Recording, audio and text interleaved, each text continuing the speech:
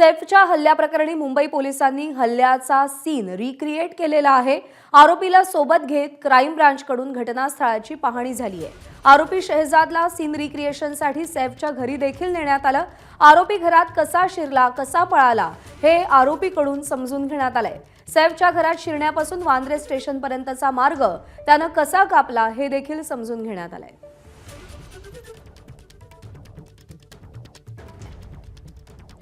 त्या दिवशी जे घडलं त्या सगळ्याचं सीन रिक्रिएशन करण्यात आलेलं आहे। क्राइम ब्रांचचं पथक आरोपीला सैफ अली खानच्या घरी देखील घेऊन गेलं। आरोपी सैफ अली खानच्या घरामध्ये कसा शिरला, तो तिथून कसा पळाला, त्यानंतर त्यानं काय काय केलं, वांद्रे स्थानक परिसरामध्ये तो कसा पोहोचला, या सगळ्या बाबी आरोपीकडूनच क्राइम ब्रांचकडून समजून घेतल्या जात आहेत। तपासाला सध्या वेग आलेला आहे। तो बांगलादेशी घुसखोर असल्याचं देखील समोर आले आणि बांगलादेशला जाण्यासाठीच त्याला बनावट पासपोर्टसाठी 50,000 रुपयांची गरज होती आणि त्याच उद्देशाने त्याने सैफच्या घरी चोरी करण्याच्या हेतूने तो त्याच्या घरामध्ये शिरला अशी माहिती मिळते। त्याला ठाण्यातल्या कासारवडवली इथल्या लेबर कॅम्पमधून ताब्यात घेण्यात आलेला आहे।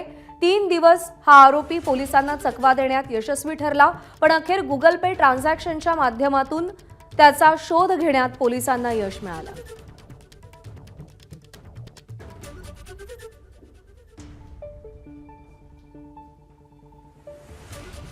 सैफ अली खानवर हल्ला करणारा आरोपी शहजादला घेऊन मुंबई क्राइम ब्रांचनं सीन रिक्रिएशन केलेलं आहे।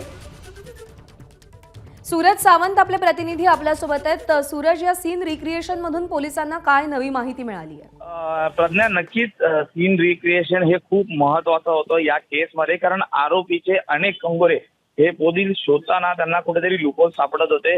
कारण तो इमारतीत कसा गेला त्याच्या बाबत देखील माहिती मिळणं खूप गरजेचं आहे, कारण सीसीटीव्ही कुठल्याच दिसत नाहीये की तो त्या सीसीटीव्हीत नेमका त्या इमारतीत गेला कसा, डग मध्ये कसा चढला, सैफ अली खानच्या घरापर्यंत कसा पोहोचला, त्यानंतर हल्ला केल्यानंतर तो वांद्रे स्थानकावरती कपडे कुठे बदलले, कुठे थांबला होता, या सगळ्या गोष्टींची माहिती ही खरी तर पोलिसांना मिळणं महत्वाचं आहे। त्याचबरोबर त्याने बदललेले कपडे नेमके फेकले कुठे, कारण हे सगळ्या गोष्टी पुरावा म्हणून खूप या केससाठी महत्वाचं आहे। आपण जर मागे थोडं पाहिलं की एंटिलिया कांडमध्ये देखील आपण पाहिलं तर सचिन वाझे यांचं रिक्रिएशन केलं होतं। त्यामुळे अशा महत्वाच्या घटनांमध्ये सीन रिक्रिएशन करणं खूप गरजेचं असतं आणि त्यासाठीच आजचा जो दिवस आहे, म्हणजे आज काल रात्री आरोपीला सैफ अली खानच्या घरी नेलं होतं आणि त्याचं सीन रिक्रिएशन देखील करण्यात आलेलं आहे आणि अजून देखील ती प्रोसेस सुरूच आहे। त्याचबरोबर ती आता त्याला वांद्रे स्थानकावरती देखील नेण्यात आलं होतं, त्यानंतर सैफ अली खानच्या घरी नेण्यात आलेला आहे। आणि आपण पाहिलं तर त्या डग मधनं तो कसा गेला हा महत्वाचा प्रश्न आहे आणि सीसीटीव्हीपासून तो कसा बचाव करत स्वतःचा गेलेला आहे हे संपूर्ण उत्तर मिळणं खूप महत्वाचं आहे, कारण पुरावा म्हणून ती खूप या केससाठी महत्वाचे क्लू असणार आहेत। प्रज्ञा, सूरज, धन्यवाद दिलेल्या माहितीसाठी। एबीपी माझा, उघडा डोळे बघा नीट।